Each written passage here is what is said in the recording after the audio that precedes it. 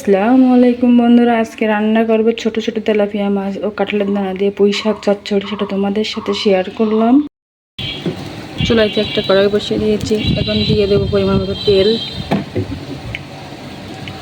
তেলটা দিয়ে এখন দিয়ে দেব আগে থেকে বেটে রাখা কাঁচামরিচ, পেঁয়াজ, রসুন,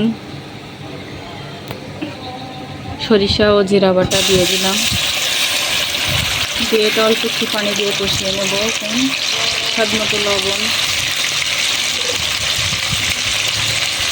দিয়ে দেবো, হলুদ গুঁড়া দিয়ে এটা কষিয়ে নেব।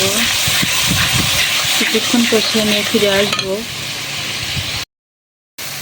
মশলাটা কষানো হয়ে গিয়েছে। এখন আগে থেকে কেটে দিয়ে রাখা পুঁই শাক ও কাঁঠালের বিচি দিয়ে দেবো।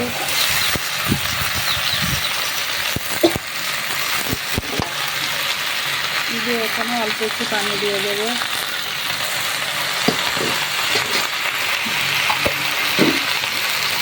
দিয়ে কিছুটা কষিয়ে নেবো। দিয়েছে, এখন ঝোল দিয়ে দেবো।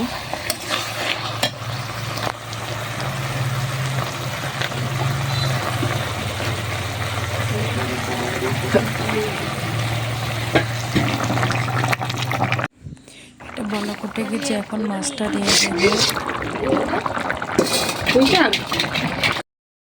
তরকারিটা হয়ে গিয়েছে, এখন নামিয়ে নেব।